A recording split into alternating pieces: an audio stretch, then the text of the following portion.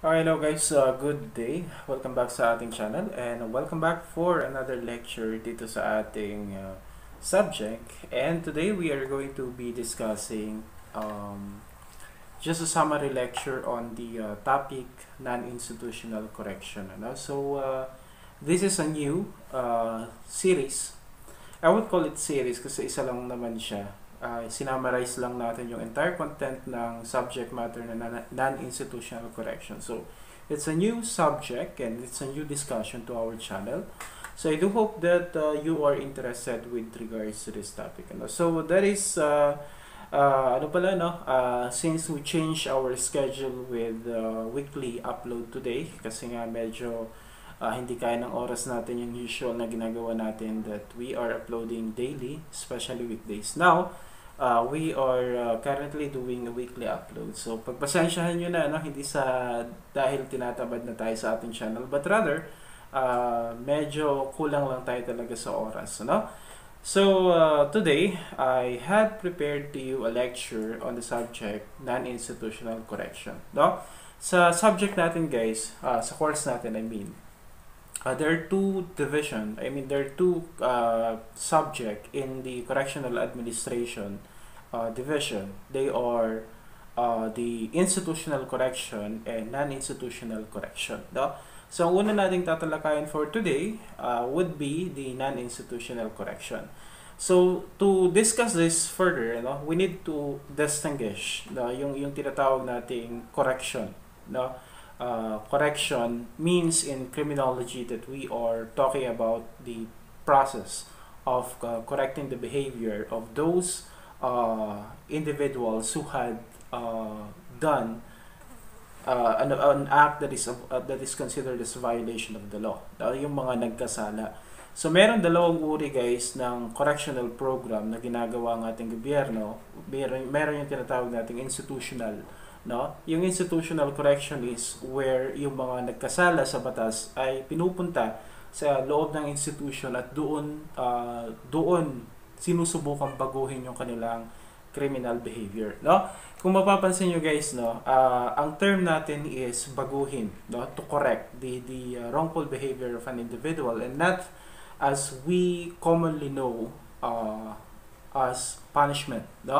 So it doesn't the idea behind correction program is that it's not created for the purpose of punishing an individual. Rather, etong mga correction program na to are done for the purpose of rehabilitating and correcting the behavior of one person.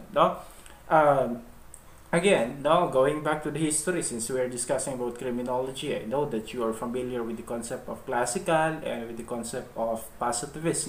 So, ganun din yun. The correctional program that we have adapted in our country, in most of the countries that has this program, actually are adapting to the concept of positivist criminology. Wherein, yung mga nagkasala guys sa batas are not seen as a person who had done crime because they want to commit it. But rather, we're looking at the potential that these individuals committed crime because they are affected by some factors that are beyond the control of their of these people.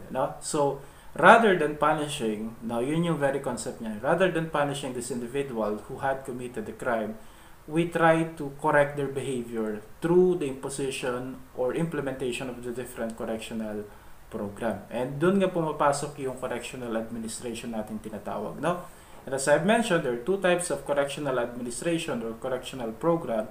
We have institutional, ito yung mga institution-based, kapag ang isang tao nagkasala sa batas ay dinadala sa loob ng kulungan at doon siya nire-rehabilitate, ang tawag natin dyan is institutional. Samantalang yung mga non-institutional correction naman are referring to those types of correction program that are known as community-based. So instead that they are brought to this different institution, yung mga nagkasala sa batas, instead na sila ay dalhin sa loob ng kulungan, at doon sila i-rehabilitate, ang ginagawa under non-institutional correction is that they are brought back to the community. Doon sila sa community, doon nila isa-serve yung kanilang sentence at doon sila makaka-receive ng tinatawag nating correctional programs, no, yung mga rehabilitation programs, no. So that is just a little bit of a background with regards to the subject matter non-institutional. Okay, so for this matter, we are going to be talking about community-based correction. No, we are going to talk also about the forms of community-based correction. So dito na papasok yung mga tinatawag nating executive clemency, pardon, amnesty, reprieve, commutation of sentence, parole, and probation. So I'm not going to go in deep, no, sa mga topic na ito. Rather, I will just give you an idea or summarize the lecture so that you will have a broad understanding with regards to the different types of community-based correction program or yung mga tinatawag nating non-institutional correction program. Okay? So the first thing is that we need to understand what is community-based correction. No? So we have the concept that not all convicted offenders have to serve their sentence behind bars. So totoo naman po yun, ano? Hindi naman po lahat ng nagkasala sa batas ay kailangan ipasok sa loob ng kulungan at kailangan makulong. No? As you can see, no, if you are familiar with regards to the different problems that our prison system in our country are encountering, mapapansin nyo siguro na isa sa mga napakalaking problema dito ay yung tinatawag nating prison overcrowding. And we are very familiar with that. No? Kahit saang prison facility ka siguro pumunta, you will notice that there is really overcrowding in those institution na sobra. I mean, sobra-sobra ang mga taong nandoon na hindi siya pasok doon sa ating international standard, no? Kaya isa yan sa nagiging problema natin kung bakit minsan ay nagiging ineffective yung mga tinatawag nating institutional-based correction. Because, no, you cannot really impose a program efficiently to a group of people that are actually living in a uninhabited condition, parang ganun, no? So kahit anong pilit nating mag-impose ng mga program, kapag ganun yung situation nila, ganun yung environment nila, parang medyo mahirap talagang i-implement kung ano man yung mga dapat ma-implement. So that's why, no, para masolusyonan yung mga yan, no, yung prison overcrowding, they had adopted a new way of dealing with criminal individual, no, which is the adoption of the so-called non-institutional correction. So tinitignan nila excuse me. So tinitignan nila, guys, kung sino ba yung mga karapat-dapat na dalhin sa kulungan, at sino-sino naman yung mga karapat-dapat na hindi na dalhin sa kulungan at kailangan na lang sigurong subaybayan yung kanilang mga galaw, no, at kailangan na lang nilang i-serve yung kanilang sentence, no, at ito pa rin yung kanilang rehabilitation program dito na mismo sa labas na sa community, no. So diyan pumapasok yung non-institutional. Another reason for this, which I think is very rational, is with regards to the cost, of maintaining prison facility, ano. Kung titignan natin how much budget is being allotted for the innkeeping, no, yung pag-aalaga ng mga convicted individuals, convicted offenders, no, from the salary of the prison guard, no, to the benefits, no, yung mga benefits kumbaga na tinatanggap ng mga empleyado ng mga prison facilities na ito, no, and other miscellaneous fees, like for example the electric bills, no, the water bills, the rent for the facility, no, the maintenance for the facility, and other matters such as, of course, the food of the prisoners, no, and the like. So kung titignan natin talaga, no, yung mga expenses na ng gobyerno, no, sa pag-maintain ng ating mga prison facilities, is that it is too high, no, too high for the cost, no. So sobrang namamahala ng ating gobyerno with regards to the maintenance of the prison facilities. But of course, no, hindi naman natin pwedeng alisin yung mga prison system natin, because that is one of the reason kung bakit sometimes our us as individuals are actually how to call this, no, medyo sumusunod tayo sa batas because we know that there is a consequences for violating the law. So yun nga yung maganda dyan, no? So hindi natin pwedeng alisin ang prison system. However, there could be a way that we could minimize at least the cost that we are spending in maintaining this different prison facility. So diyan na nga papasok yung mga community-based correction, no? Hindi lang siya for the purpose of relieving yung overcrowding, no, doon sa prison facility, but of course, one of the major reason also for adoption of the community-based correction is that para mabawas-bawasan yung expenses ng government natin when it comes to maintaining jail facilities. So, tinitignan nila guys, no, under community-based correction, kasi hindi naman lahat should or allowed to serve their sentence outside the prison facilities, no? There is a strict criteria for that matter. May strict criteria sila dyan. So, kung sino yung mga pasok, no? Based on analysis, kung sino yung mga hindi na kailangan pumunta pa doon sa kulungan, based on the criteria set by the law, no? Then those person are no longer they no longer need, no, to go to prison. So, with that, nababawasan guys yung minemaintain ng ating gobyerno na individuals, no, that are serving their sentence inside the prison. So nababawasan yung population sa loob, nababawasan din po yung expenses ng ating government sa pag-maintain sa mga prison facilities. So that's how community-based correction works, no? Some of those who committed crime, convicted, no, who committed crime, need not to serve their sentence inside the prison. Rather, no, they are brought back to the community, to which they will serve, no, and fulfill the rehabilitation program as required by the law. Okay. Now, we have different forms of community-based corrections, no.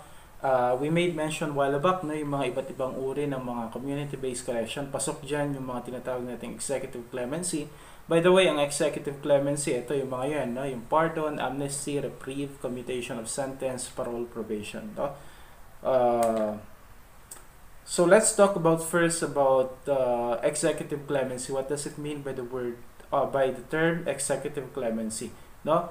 Ang executive clemency usually refers to pardon, no? We have two types of pardon. We have the absolute pardon and conditional pardon, no?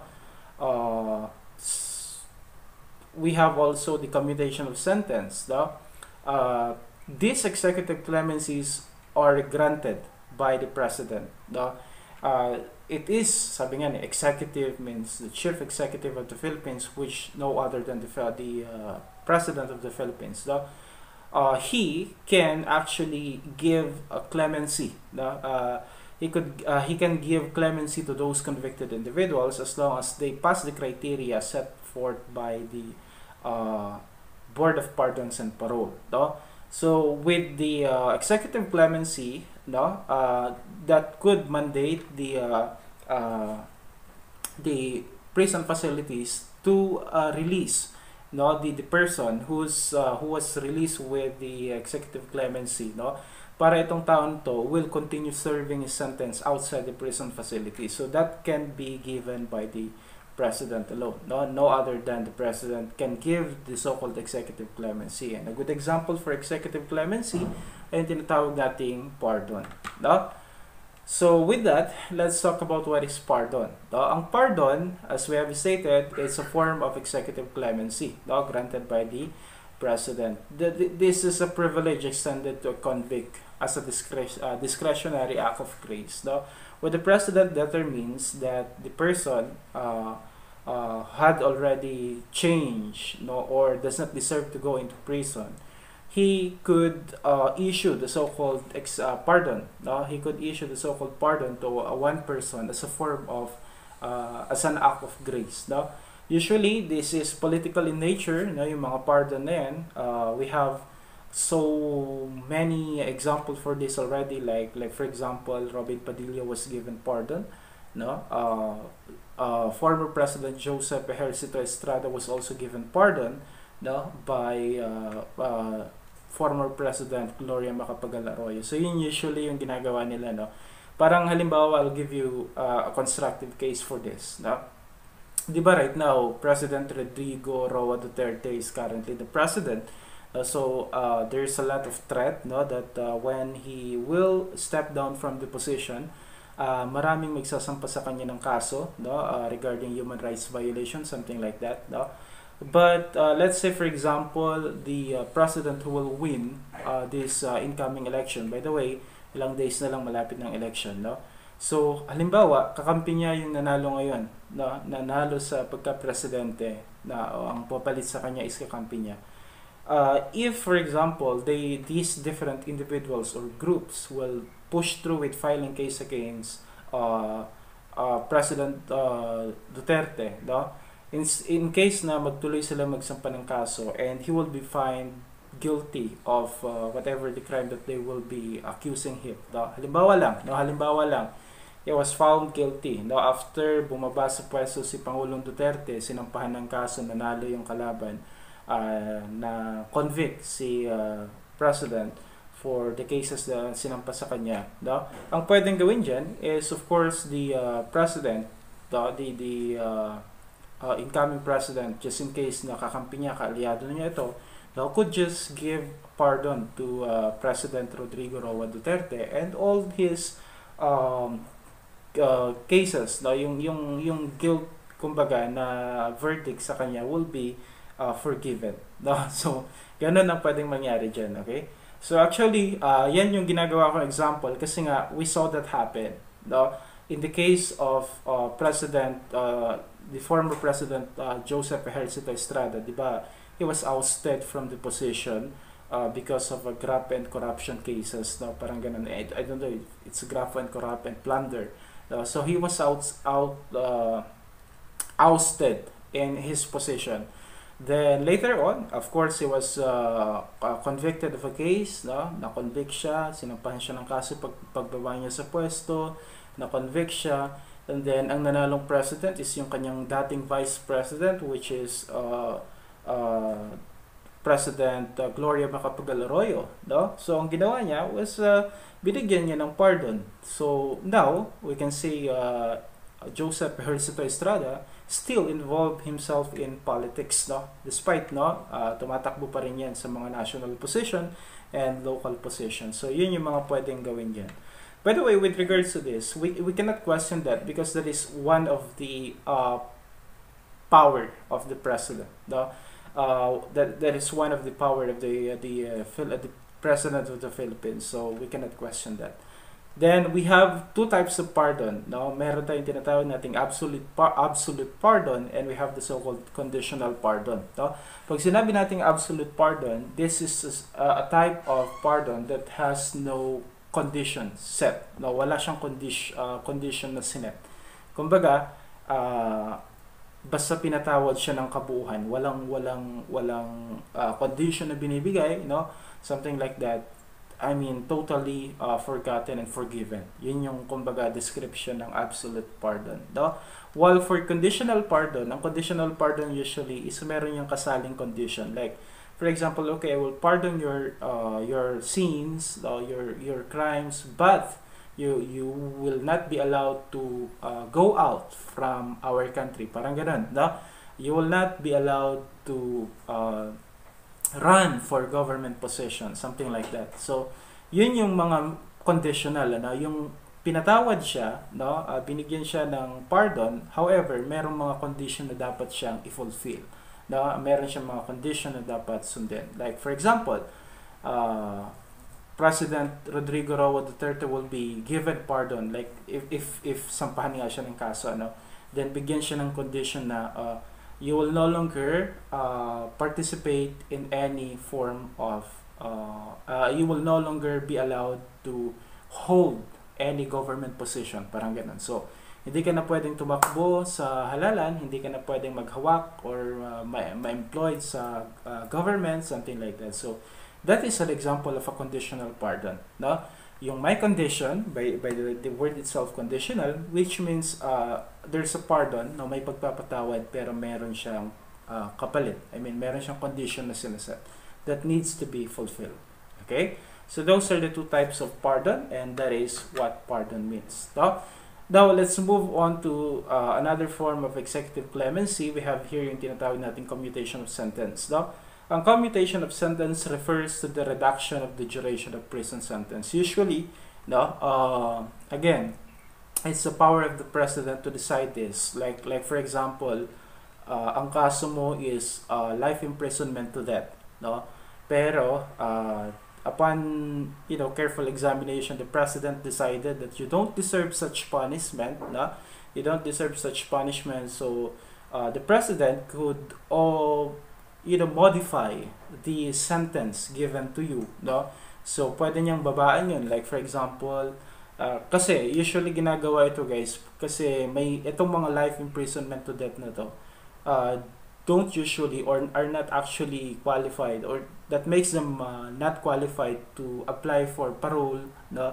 Apply for parole, so on. So to be able to benefit from that, no, kailangan muna nilang makareceive ng tinatawag natin commutation of sentence, which means pwedeng pababain, no, ng president ang kanilang kaparusahan. So let's say for example, naawa sa yung president, so instead the life imprisonment to death ang parusa mo, kinumute na ito, binawasan niya ito, ginawa niyang reclusion temporal, no, or something like that. So that would be like 12 years 1 day to 20 years. So instead of life imprisonment to death, no, ginawa niyang reclusion temporal or reclusion perpetua.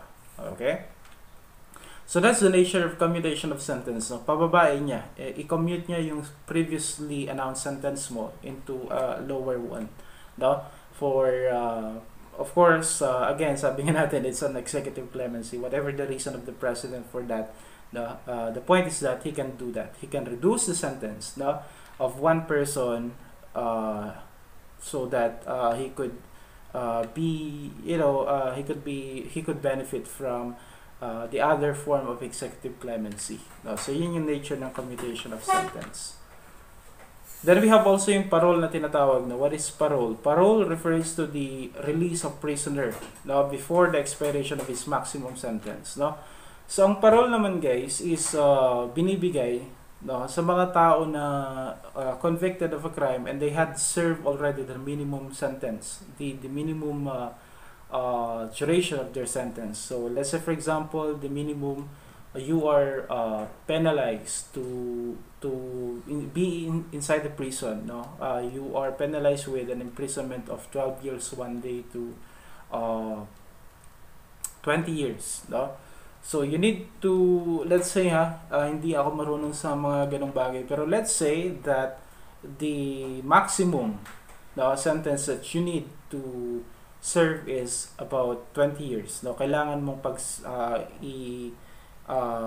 kailangan mong manatili sa loob ng kulungan ng hanggang 20 years, no? And ang minimum mo, no, would like be, sabihin na natin nasa around 6 to 12 years, no? Parang ganun sana. Example lang to, no? These are all hypothetical. So let's say for example, 6 to 12 years or 12 years, sabihin na natin 12 years, that's your minimum sentence. The maximum would be around 20 years, no? So, kapag na-serve mo na yung minimum, which is 12 years, no, pwede kang mag-avail, no, pwede kang mag-apply for parole so that the remaining period of your sentence, no, can be served outside the prison. No? So, basta ma-serve mo yung minimum, no, ng sentensyang binigay sa'yo. So, yun yung pwedeng mangyari under parole. No? Which means, that you still need to stay inside the prison. Kailangan mo pa rin mag-stay doon sa loob ng kulungan. Yun nga lang, ay pwedeng hindi mo natapusin sa loob ng kulungan yung sentensya, pwede ka nang makalabas ng maaga, pero hindi ibig sabihin na malaya ka na, no? Ang usapan dito is that ang parole, no, pag na-serve mo yung minimum sentence mo, you can apply for parole, and if you were granted nabigyan ka ng parole, hindi ibig sabihin na malaya ka na, rather, no, itutuloy mo lang yung sentence mo, yung parusa mo doon sa labas ng kulungan, which means in the community. So you are still are under the supervision of the parole and probation officers. No? Kailangan sinusubaybayan ka pa rin. May mga conditions pa rin yan na nakaset na kapag violate mo, ibabalik ka sa kulungan. No? Yan yung tinatawag nating parole. No? Then we have also probation. No, probation is a practice that gives a sentenced convict a chance to reform and rehabilitate himself without having to spend times in jails. No, you know the difference between parole and probation is that ang probation kasi convicted ka, no, but you don't need to serve or you may not need to serve any prison time at all. No, ibig sabihin posible, no, na kapag ikaw ay nabigyan ng probation, posible na hindi mo na kailangan pang magdusa sa loob ng kulungan. Hindi mo na kailangan pang pumasok sa loob ng kulungan, no?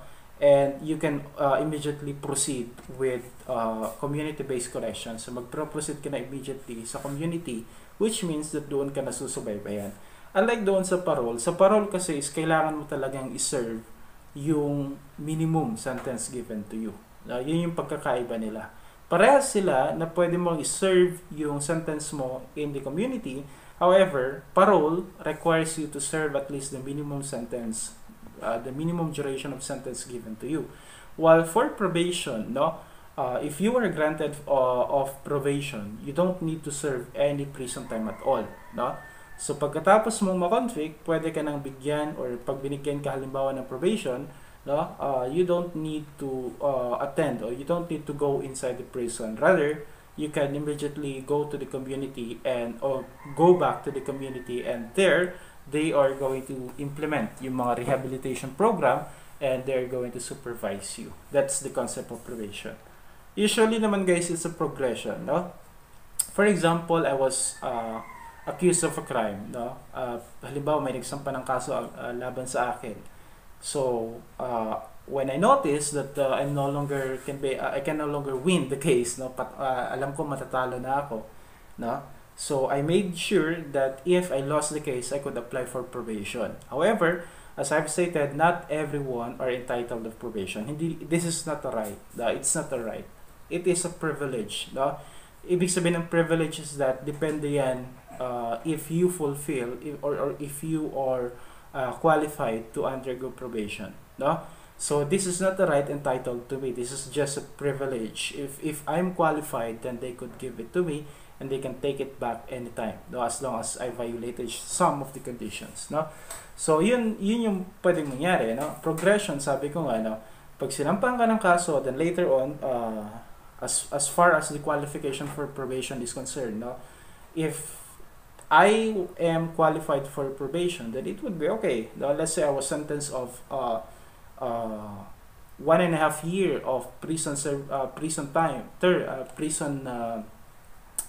I am convicted to serve inside the prison for 1.5 years, no. And so, no, let's say that because my prison term is short, no, the government, no, based on the qualification for probation, I'm not discussing the entirety, and I do hope you are familiar with regards to different qualifications kasi mahaba yan, ano. So let's say I'm qualified for probation, so I don't need to serve prison term at all, no.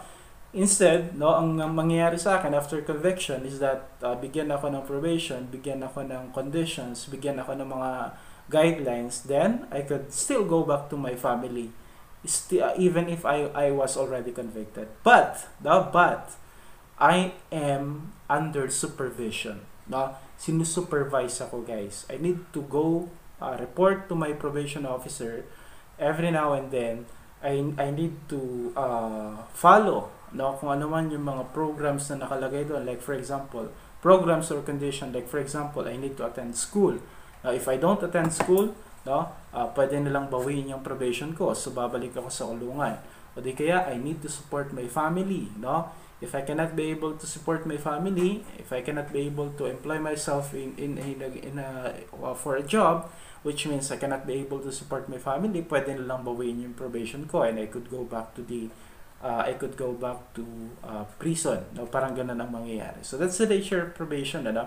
Pag ikaw ay convicted of a crime, as long as it is probation, it is qualified, no, for probation, as long as you are qualified for probation, then you don't need to serve any prison term at all.